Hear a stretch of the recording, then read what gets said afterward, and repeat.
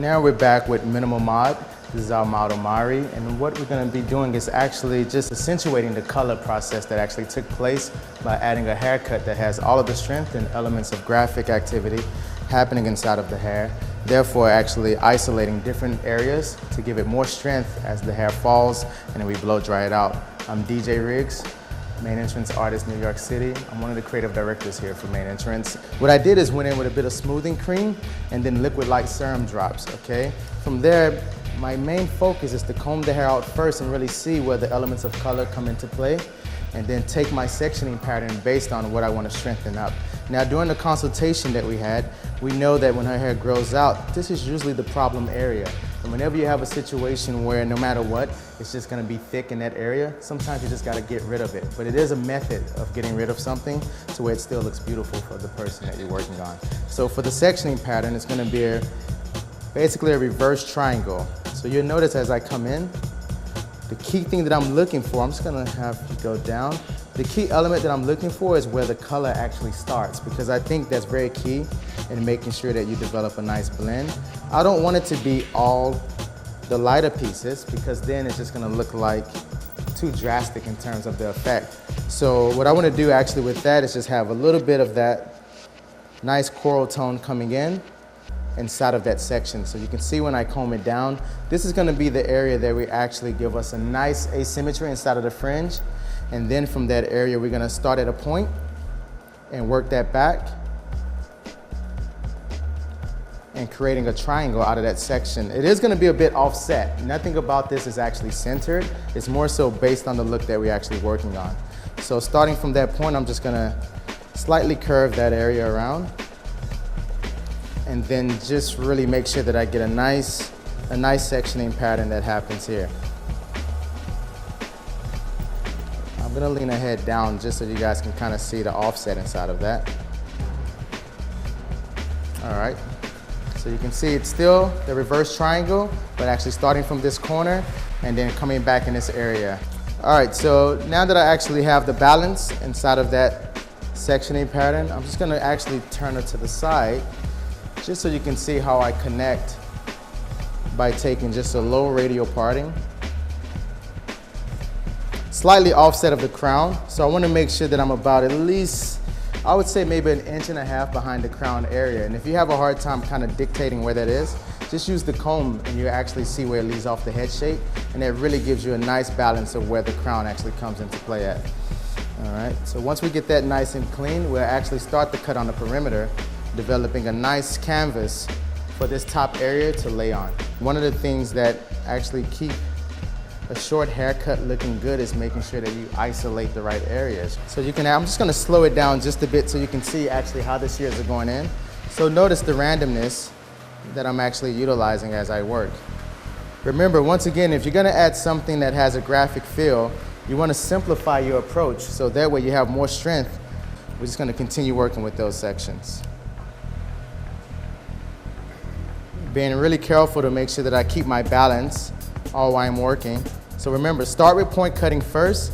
Once you get below the occipital, I really want to make sure that I move into the club cutting, because I really do think that and feel like when you're working with a women's shape, it's something really nice when you see the hair just hug the head shape quite well. And so making sure that we focus on those elements inside of this is quite key. All right, just gonna check the balance on that, see the flow. And that's coming in quite well. So we're just gonna continue working with it. So when she combs her hair down, it should just fall quite nicely and she doesn't have to concern herself with it. And it's one of the things that I'll never sacrifice is balance. You always wanna make sure that you cross-check and check for your balance just by taking horizontal sections. And you'll notice I'm just gonna point cut just to feel a balance inside of there. And you know, and for us, you know, even that main entrance is kind of like a form of integrity, just making sure that you do these type of things to ensure that the client has a nice haircut that's gonna grow out, that she's gonna be happy and comfortable with. All right, so now just to kind of show you the back and see how it's falling, you can see we have a really nice feel when she leans her head down. It lays quite nicely when she lifts up. The it's still short enough where it's not hitting the neck and popping out. If I lean the head down, you can see already based off that angle of the triangle, it already incorporates my fringe section. So now I know exactly how that needs to be cut. So we're just gonna start off first. It's a good thing to really find out which directions your clients like to wear their hair. So guys, the technique is gonna be slicing. And you'll notice with the blades, I'm just kind of pushing the hair in a particular direction. So it actually wants to go to that side that she wears it to. So naturally, when she actually wears it or combs it, it should want to do it. We're gonna continue taking diagonal sections and over directing it right back into that area. Now it's really great because she's quite comfortable with having that a bit shorter, so it actually lasts a bit longer. And I think that's just the push that it needs. So now when you look at it, I'm just gonna let Mari see in the mirror so she can really see how that's actually gonna play a role in there.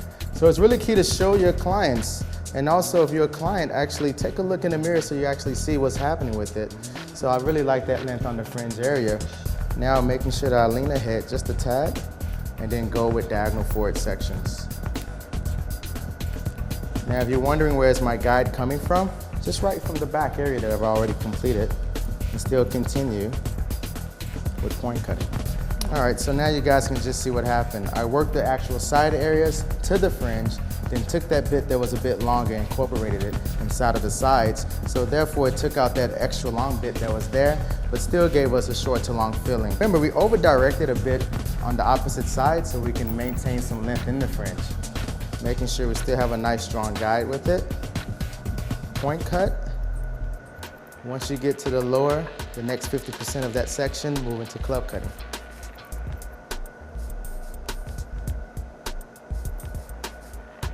Now as this haircut grows out, the goal is actually for it to grow out and still look cool. Just over directing a little bit of what we previously cut. And point cutting.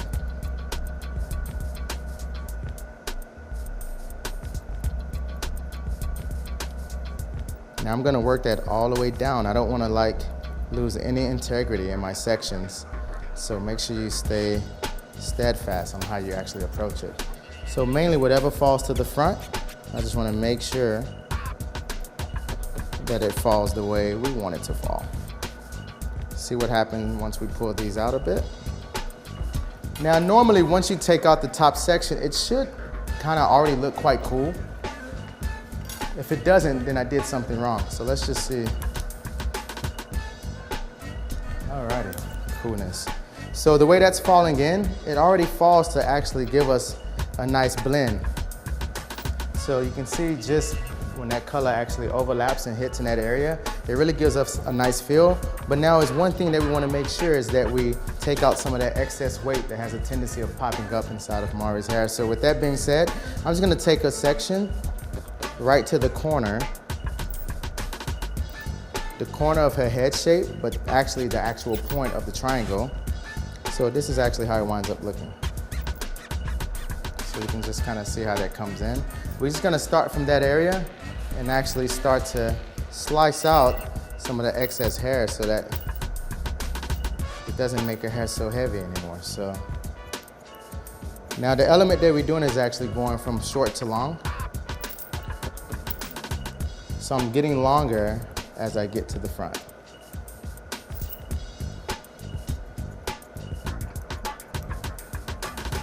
Now the key thing when you work the way we work at Main Entrance, we do three-way consultations. So I already have a nice firm grasp on the approach for color. So it helps me when I go in the cut to know how much I can take out of the hair when I work it.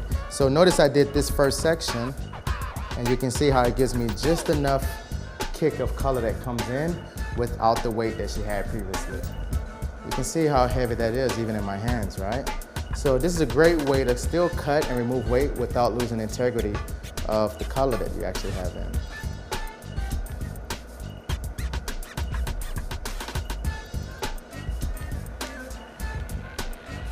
So you can see how that hair now wants to kick. You can see it slightly pushing up a bit.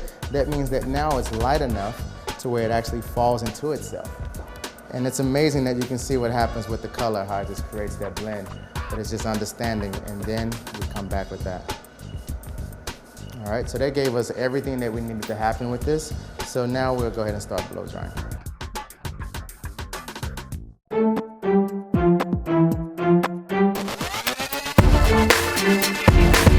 Today we're going to be showing a desert goddess look. My name is Julie Pope and I'm a makeup artist working in collaboration with MAINENTRANCE Artists here in New York City. Not every day we get a beautiful model to be our model, but here we have Masha from Muse and she's going to help us to demonstrate this look. She already has great skin, so we're really just going to apply foundation more for texture than for coverage to create that dewiness in what we like to, formulate our desert look. I'm working with a MAC Studio Sculpt foundation, just taking a little bit, applying it to my hand first. That way I can make sure to just get the right amount of product that I want. Because her skin is so nice, we don't really have to worry about getting too much coverage, more so just so that we can get that texture that we're looking for and a little bit of color. Really, when you think of deserts, you think of, more of warm tones. You're looking for browns, for sandstones. You could think of all the different colors that you see in alignment when looking at an image of the Grand Canyon, right down to the harsh greens that you see of cactuses. So really drawing your inspiration from that, and then from there being able to create a look entirely new and different. Notice how I didn't have to re-dip anymore. I'm just kind of taking the foundation to create more texture. Compressing when I want to see more color, and then blending up with a feathery stroke when I'm wanting to move the pigment. Before starting on her eyes, I'm going to apply a nice light base of a cream eyeshadow that has a beige palette. Go ahead and close. That way we have, again, that iridescence, that dewy look that we get from the desert to start with her eyes. And that way we can have the pigment that we're going to be using for her shadow, it's going to be able to stick a lot nicer. So again, taking my foundation brush, starting at the base right here at the crease where her eyelashes meet, and gently feathering it and blending it up until you see no line of demarcation. Here we're just creating the foundation so that we could apply her powder eyeshadow later. Using just the edge of the brush, lightly moving. Again, key point, remember that where you start with the pigment, that is where the majority of it is going to lie. Checking for balance is always key.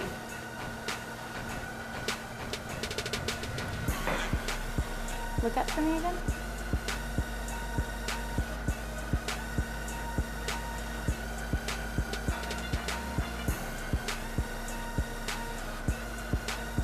Now moving on, I'm going to start using a warm medium brown tone, starting in the center and then blending out and blending in really softly. Again, drawing my inspiration from the desert, as we can see how this kind of resembles a sandstone. Notice how I don't have to re-dip again, clearing off my brush gently just so I could use it to blend up and away and down.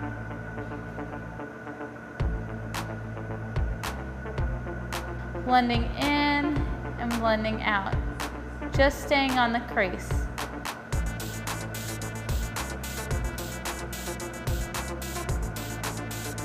And because I want to nicely blend that side out and away, making sure that I'm angling my brush so that I'm using the side which has less pigment on it. And now getting into more of a mustardy yellow, changing my brush so that I'm using more of a puff brush that's angled. Notice how the hairs taper up, and I'm just grabbing my shadow from one side. And that way, when I apply it, it gives me a nice dense amount, but I could still blend it up and away with one shadow. Notice how the color tends to change and move the more I blend it. So really waiting till I find that right consistency, that right color that I'm looking for. Knowing that just with one shadow, you could have multiple ones. By moving it, manipulating it with your brush, and considering what I have on as a base. I'm gonna pick up a little bit more, tap out the excess, and press in the color that I want. Once I get the pigment placed in there, see how my stroke changes versus doing a compressing motion. Now I'm applying it a lot softer. Making sure that when need be, anchoring onto your model, resting your hands, just so that you can make sure to keep it nice and steady. Even though we only have a couple colors on there, we've created more of a marble-like effect in the center where they blend together. Now, re-dipping again, this time at an angle, and compressing the shadow at first. That way I get the right amount of pigment where I want it before I begin to move it around. I want the most pigment near her lash line and blending out from underneath. You want to just see a soft, nice diffuse line, using the tip of my brush to kind of blend the line out. Now going back into it and intensify with the same warm brown, go ahead and place at that center part again. Just a slight dip to nicely intensify. Taking a big fan brush to wipe off all the excess that's fallen. Adding a nice light blush to her, using one side to apply and the opposite side to blend.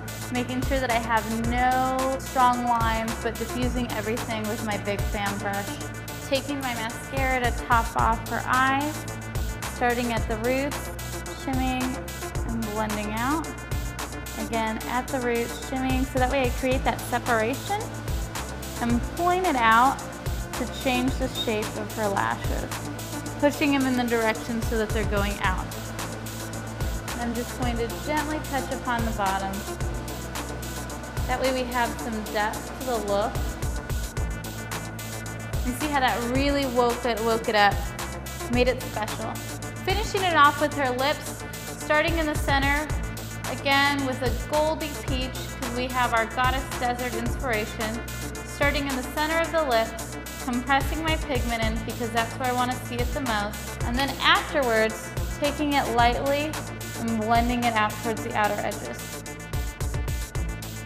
At this point, we could start to see it all come together, using these golds and bronze looks, but making sure to keep them warm, to keep with the dewy look of things, adding a light clear gloss, really reflecting more of that metallic look that we have going on. Notice how this time I'm not really blending it, I'm just compressing it.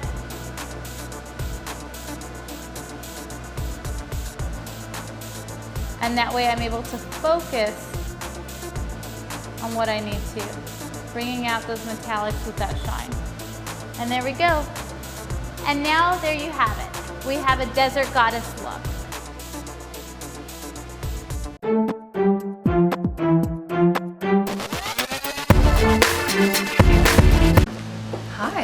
Hello, welcome back. Thank you. How are you doing? I'm good. I'm excited for Very these good. extensions. I'm excited too. Yeah. You look wonderful, by the way. Thank you. You Love too. the outfit. Thanks. So, here we are. Here we are. Our customized couture extensions for you. Beautiful. Beautiful.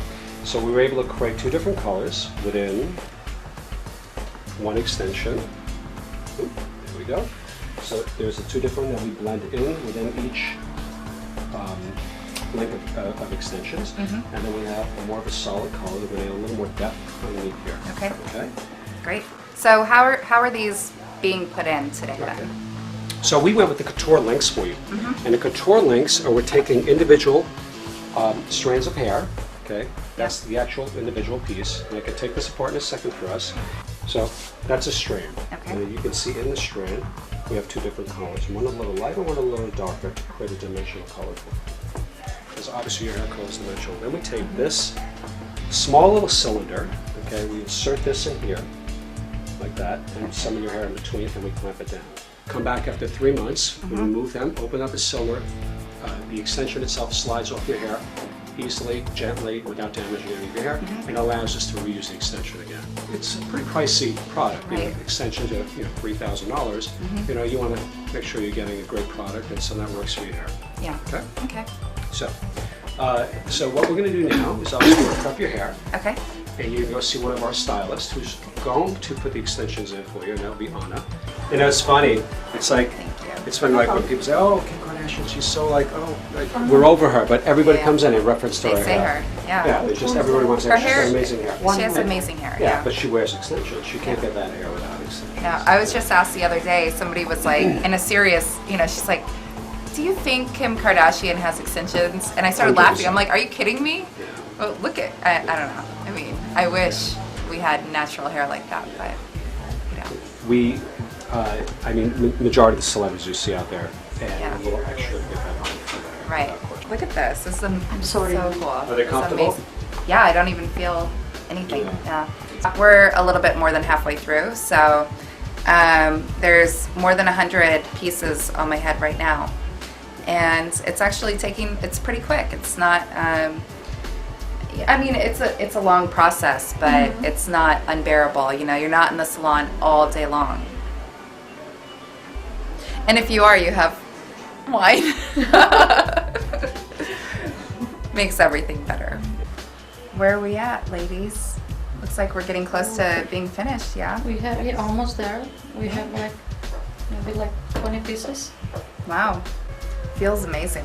It looks amazing. You don't feel the weight. Good. No, the weight? No.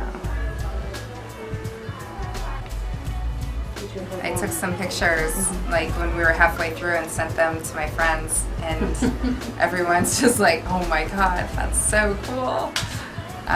So I'm excited. It's almost done, and then we're gonna go get it customized, like a cut and everything. So I'm excited to see what it's gonna look like when it's over. Yeah, so a few hours at the salon and a completely changed look, which I love. I mean, this is going to be amazing for summer, and it's easy for me to upkeep, and it looks completely natural.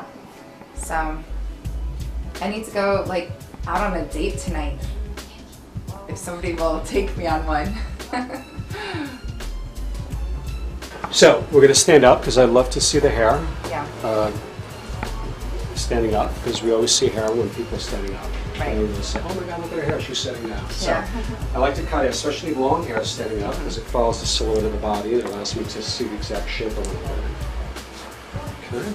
And then we're keeping length and putting in layers. Is We're that- gonna obviously keep the length Yeah. as much. It's up Yeah. to you. You obviously want to keep. Oh, I love the length. Yeah. Okay, It's great. amazing. So it's about shaping right now and connecting some points. So from this point to this point, you want to connect because it looks a little disconnected right here. Yeah. So that's what we're going to start with. Okay. Okay.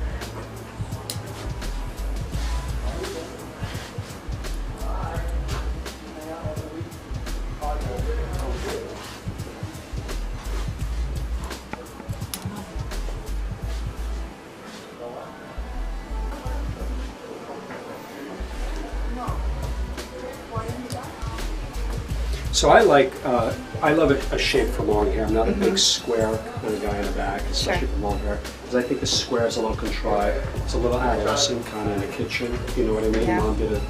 Yeah, I know like that exactly when what you mean. were a kid. So I would recommend. I love the shape of the V. Okay? I think it's for long hair. It's grown out and it looks sexy. And it Yeah. allows the hair to move. When it's long and it's in a V like this, you get more movability out of the hair, and it looks sexy that way. Beautiful.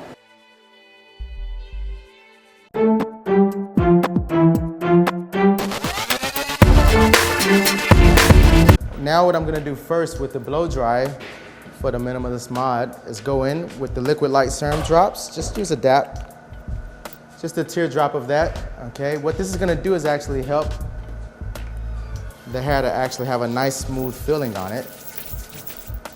And it's actually a serum. And most people don't think, well, why would I use a serum in my hair before I actually blow dry it? Well, it kind of helps to assist you in the hair laying down and giving you a nice chic feel with it.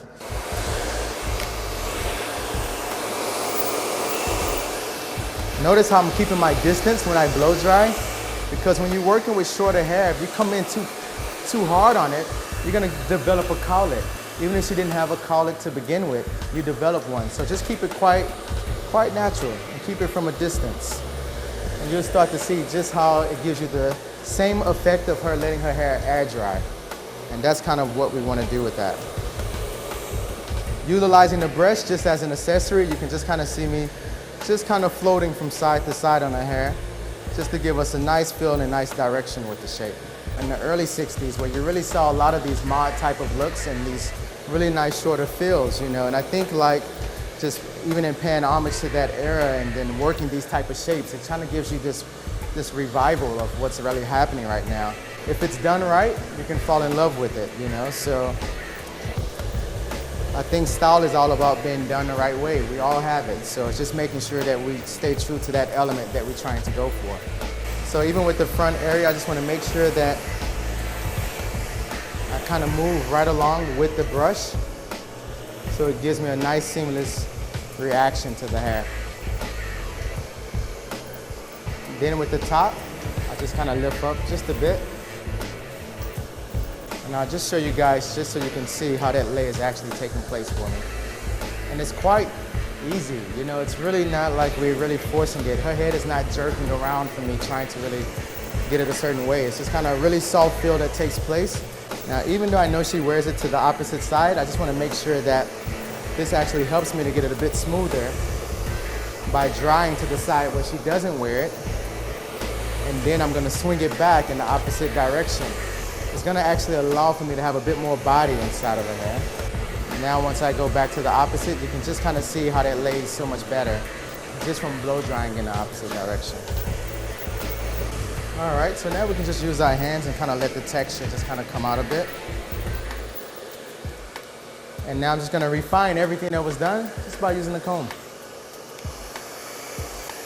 But continue that same technique on the opposite, just utilizing the comb. All right, gang, so we have the hair pretty much on the dry side now.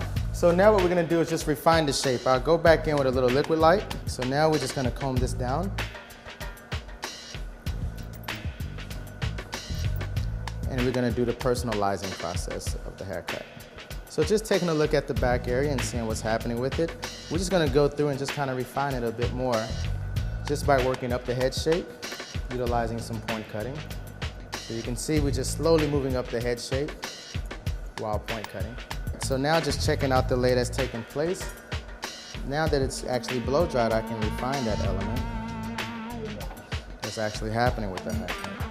Just working right off of that section. And I know exactly where that weight is coming in at, because it's great when you've cut someone's hair before, you kind of have the opportunity to know what areas have a tendency to grow out and really bulk up on them.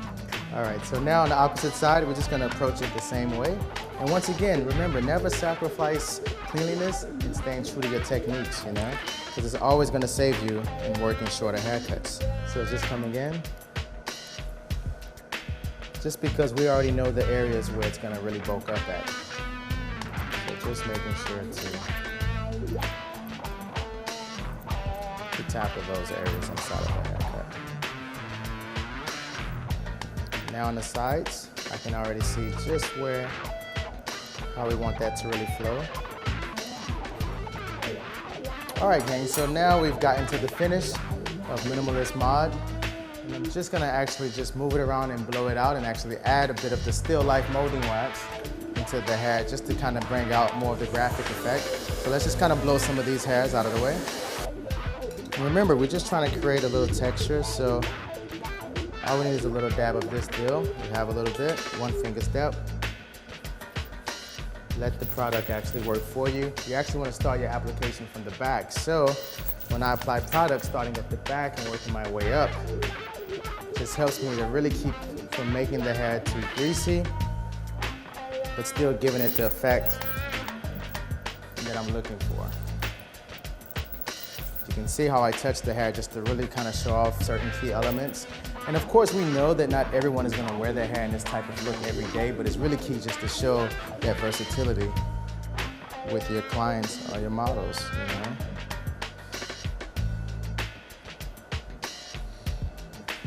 And I'm just going to let her take a look at herself just so she can see what's happening.